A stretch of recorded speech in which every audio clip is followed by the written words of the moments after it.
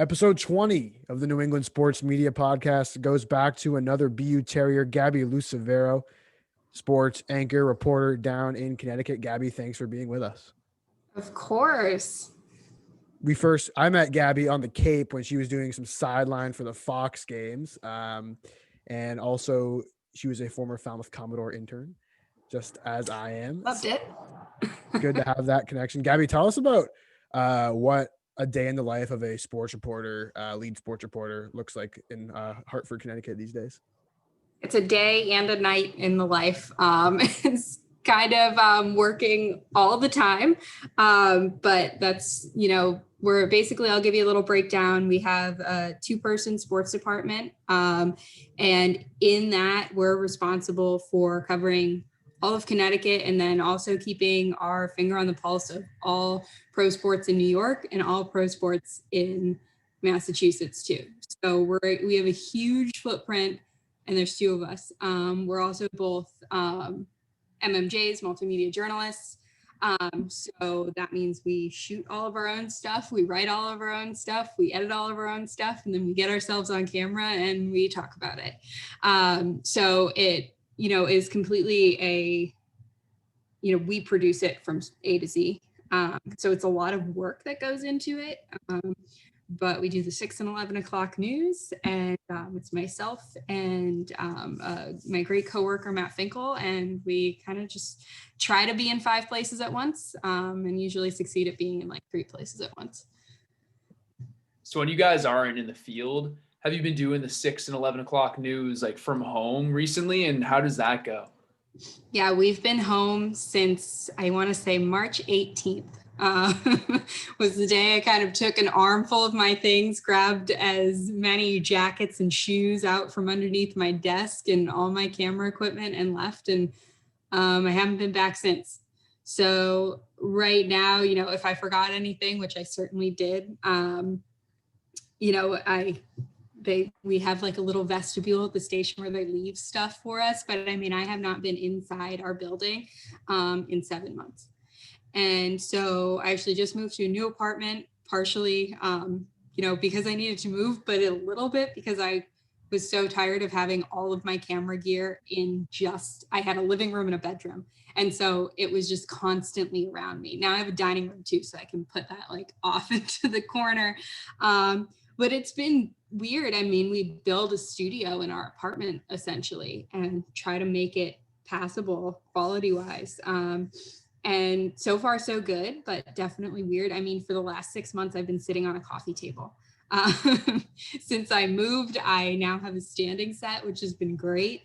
But it's definitely been weird. And we've kind of approached it like, we already ran our own live shots in the field. So for us, it was actually a pretty easy transition because we had the equipment and we had the skills to be able to do it.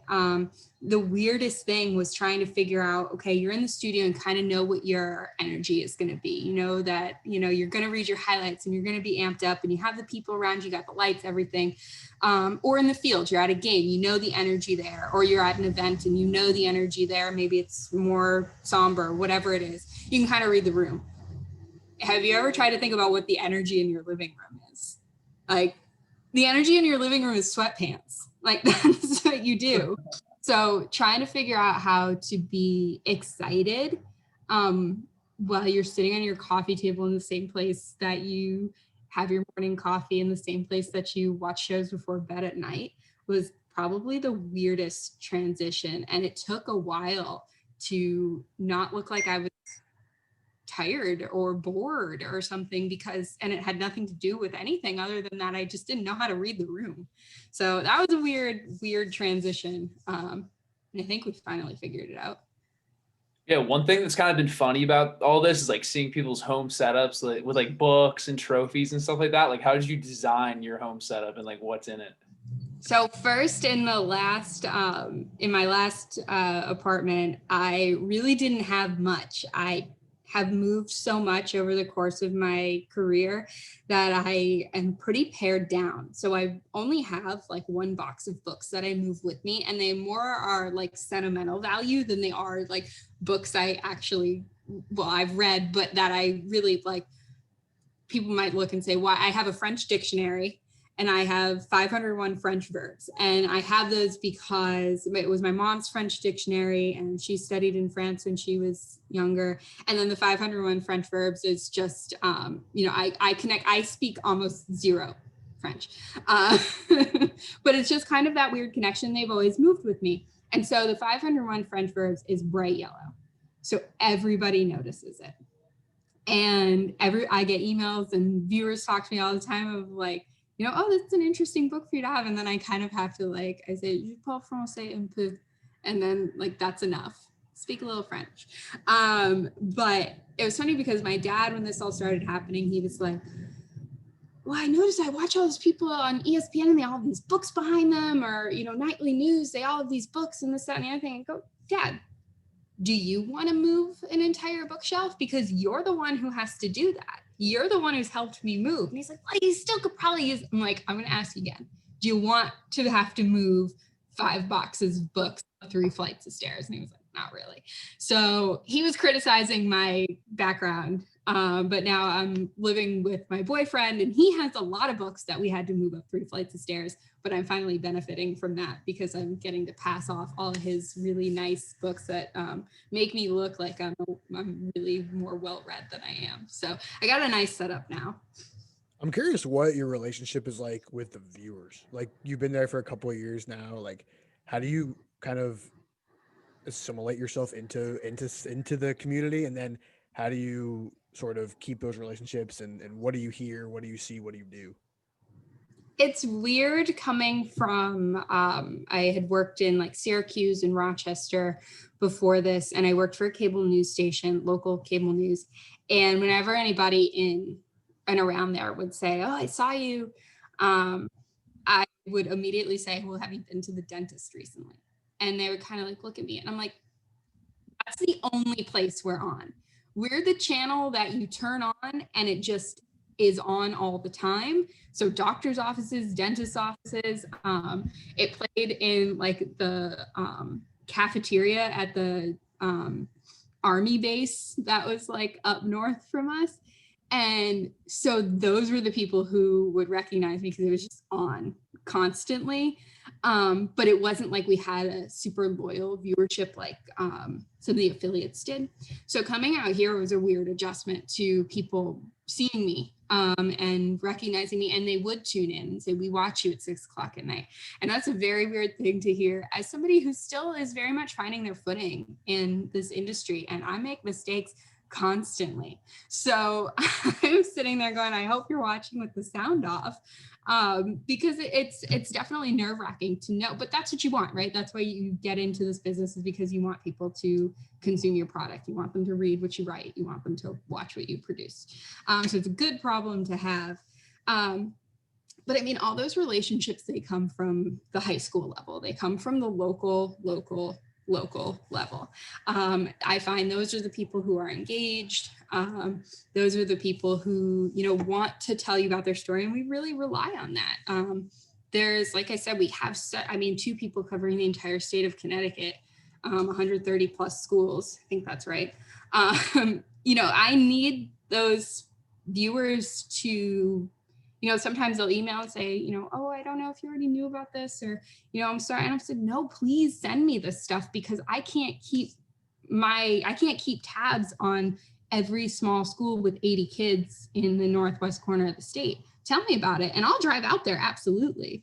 So I really rely a lot on viewers to, email us and tell us stuff. And, people get nasty. Sometimes people are mad that, I had somebody mad that I 24 hours after the fact wasn't airing a story that I'd aired the day before. And it's all usually national stuff that people get mad, and that we're not showing, we'll show World Series highlights, but, during the championship series, we'll air it if we need to, but at the end of the day, if you're not a local team in it, it's local sports.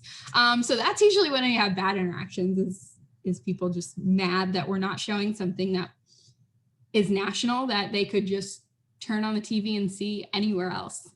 So we try to have, what people can't see on ESPN.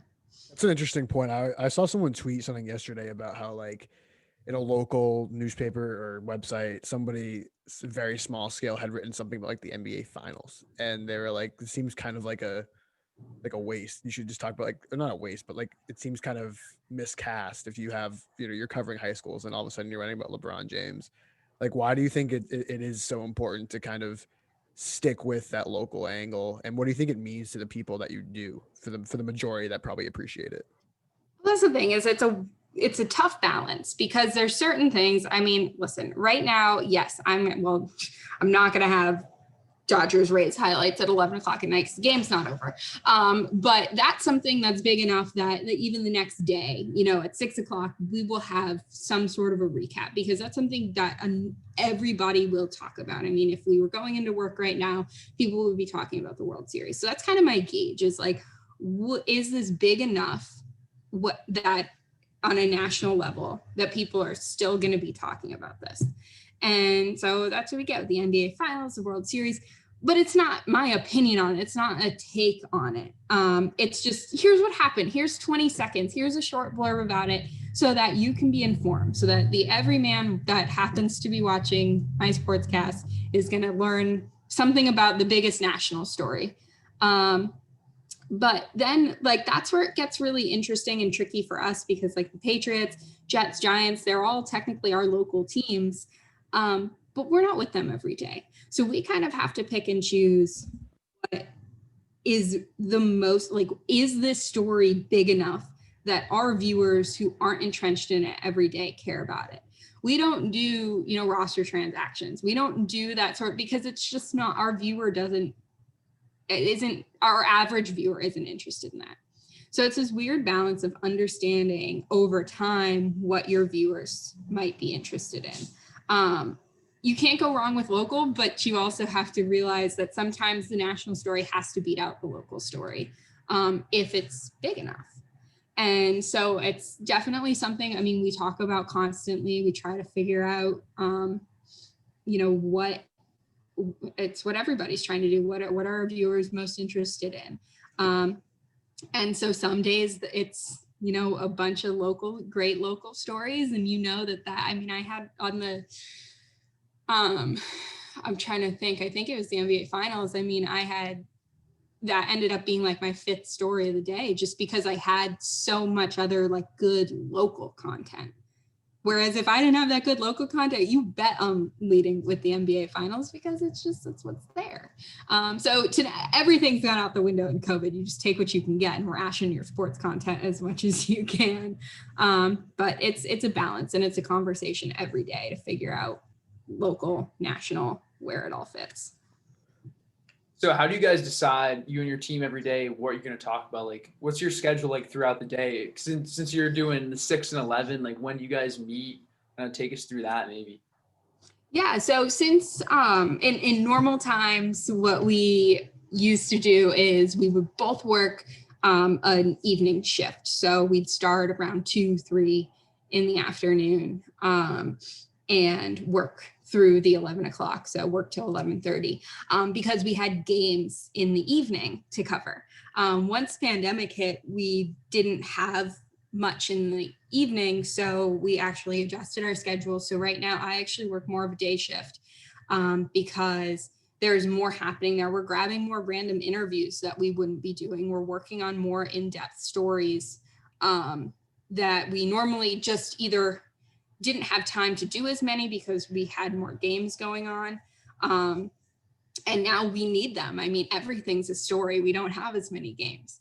So right now, basically the way that it works is I start my day with our editorial call at about 9:30 in the morning. I give them a heads up as to what we're working on. We make sure there's no overlap.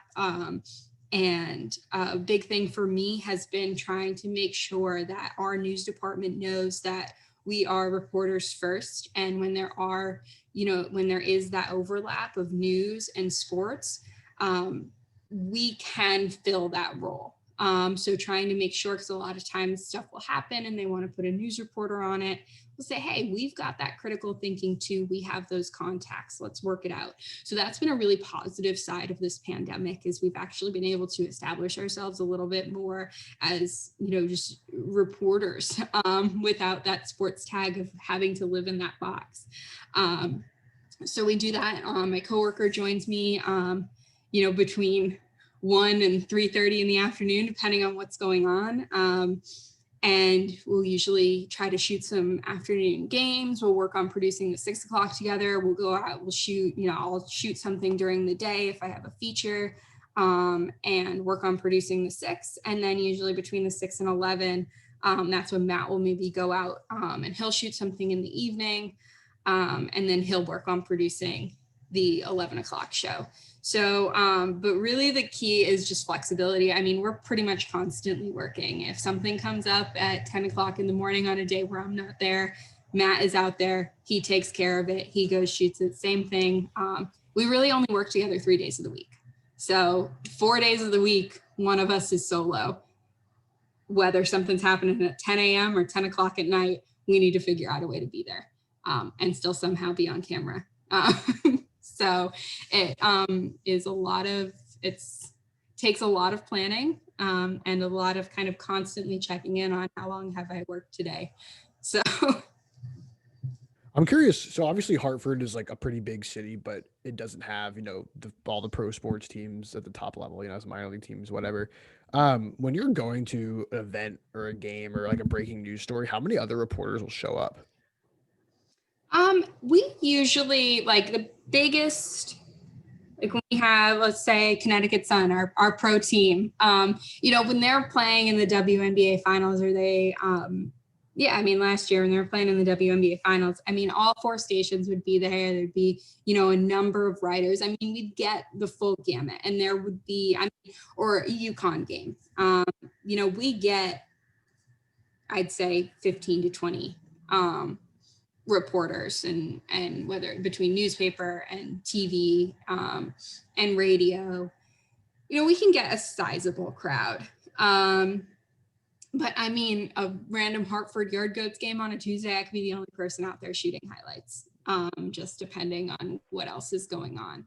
So it's kind of interesting to tune in. Again, especially right now, it's interesting to, after all of our 6 o'clocks, go around and watch what each person covered that day, because we could each be at a different game. We could have almost like parallel sportscasts. We all kind of do the same thing, but it's like, I'll run a preview on the University of Hartford men's basketball team at the same time that the ABC station is running a preview on the, Sacred Heart men's basketball team. And then we both went to different high school soccer games. So it's just interesting to see, because right now there's just so many, there's no clear, like, this is your big story of the day.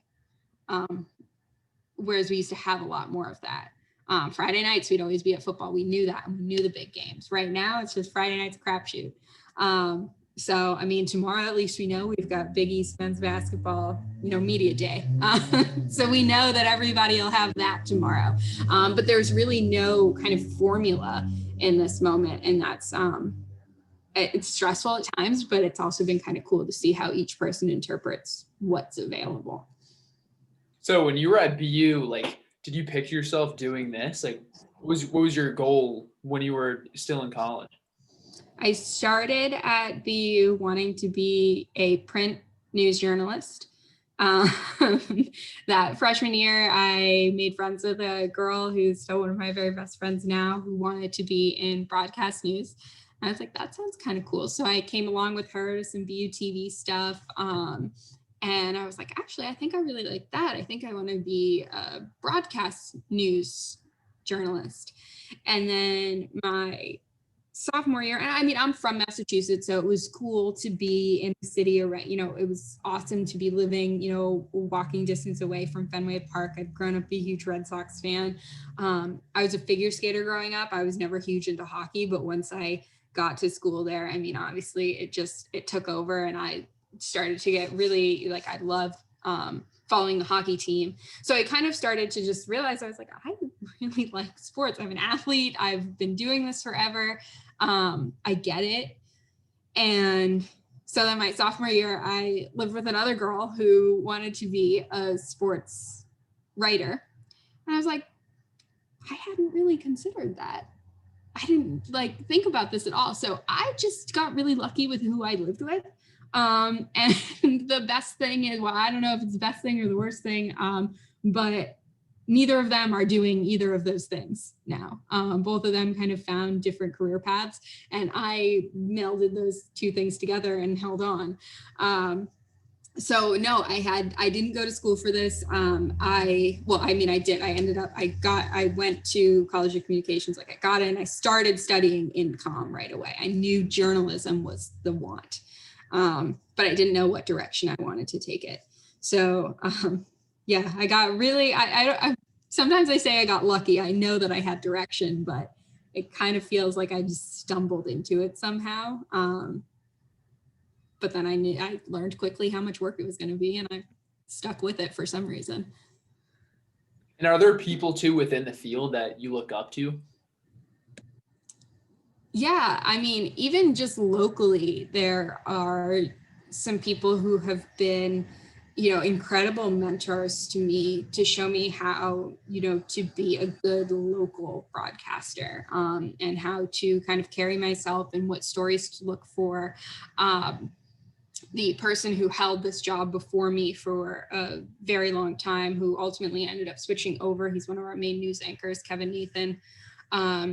He's just been an incredible resource to me, helping me, make sure I know the lay of the land, who's important, who's to talk to.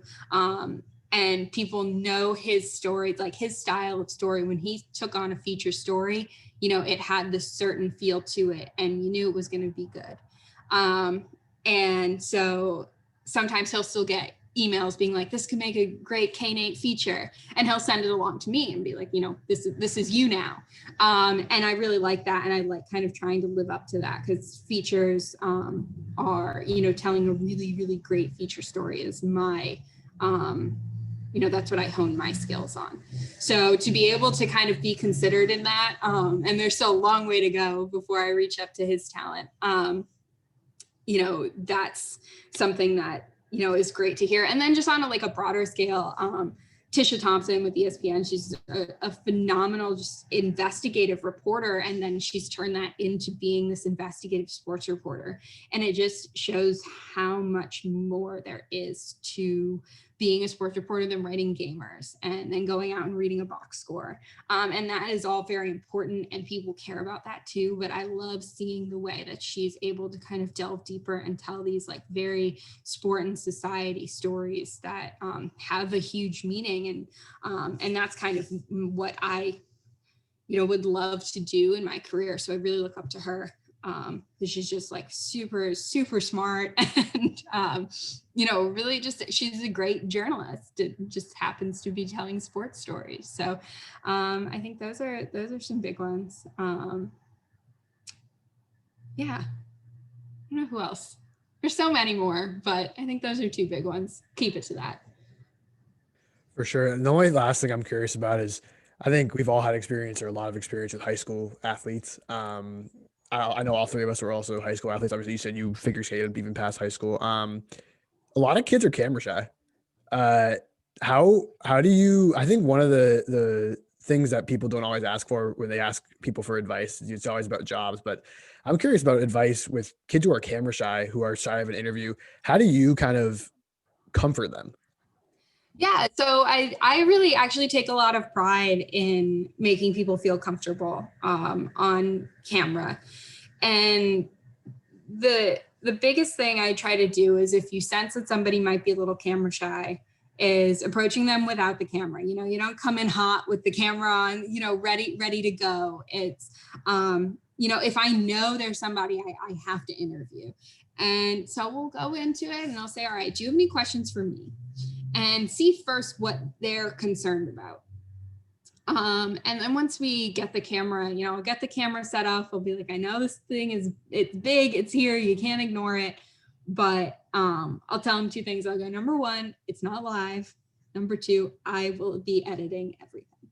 And that almost always immediately calms people down, because even though we know what mechanisms it takes to have a live interview, I find so often people just see a camera, they think it's going to be live. And so I think that's a really important thing. Even if it seems obvious to us in the business, it's really important. And sometimes I'll say, like, I think you already know this, but I just want to say, so telling them that.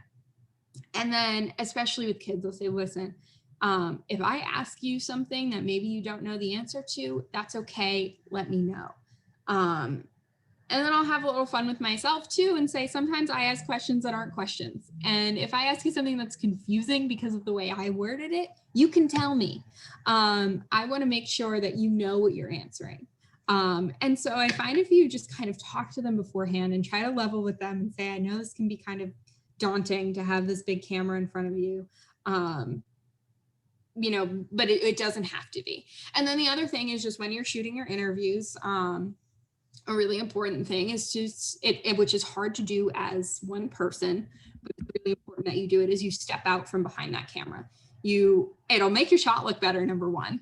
And number two, it helps them at least look at you instead of looking down the barrel of the camera, even if you tell them to look at you. So I'll try to take a step, you know, a foot and a half, as much as I can, to still kind of keep peering over to make sure they haven't left the frame or something. So it's definitely stepping out, saying, look at me, try to pretend that's not here. And I find that really calms them down. And some people are just going to be camera shy. And if that's the case, you also can try to be like, you know, hey, like, do you want to do this interview? If you don't, maybe there's one of your teammates wants to. And so sometimes you have that luxury in high school sports anyway, because maybe you don't need that specific kid. But if there's somebody you need to talk to, I find if you just take your time with them, you don't come in hot with the camera, and try to give them some time. Because I've stood on the other end of the camera for interviews and I hate it. I can stand there and talk, but when somebody asks me questions on the other side, I don't like it at all. So I feel it, and I definitely, you just kind of have to talk to them and try to make them feel comfortable, and let them know that this isn't, you know, it's not rocket science. Great. That's great advice. It's interesting. And it's always something funny, even if you're just recording audio, sometimes the kids can be uncomfortable if it's their first time. And I totally understand that. And you kind of forget that when you're the person interviewing people all the time, you just expect them to kind of be as comfortable with it as you are. And that's just not always the case. Yeah, I will tell you, I had one kid who, then you get the kids who are really comfortable. And I went to a practice one day and I needed a kid. I was out back in upstate New York, and I had a kid. I go, I need somebody mic'd up. All I needed was like sound of pads hitting. I didn't even need the kid talking. I just needed to get a microphone on somebody so I could get that really nice sound at a football practice. I put a mic on this kid. He told everybody he came into contact with, dude, I'm mic'd up. Check me out. I'm mic'd up. It was hysterical. And I'm just like, I didn't get anything I needed. But for 20 minutes, this kid walked around and told everybody he saw. I got him, like, he was burping on camera. Like, he was just like, he like was so not shy at all. And I ended up like taking it. I cut the whole thing together and sent it to his coach, because I was like, yeah, this kid's not shy. I think you knew that, but here you go. And it's hysterical. I still, like, if I need a laugh, I'm like, let's go. I don't remember his name, but I'll be like, let's go watch Mic'd Up with, you know, this high school football team, because he was hysterical. So then you get the kids who aren't shy at all, and it's really fun too. That's awesome. Well, thanks so much, Gabby. We really appreciate your time and really enjoyed having you on the podcast. Absolutely. Thank you guys so much for having me. It was great. And go Terriers. Yeah.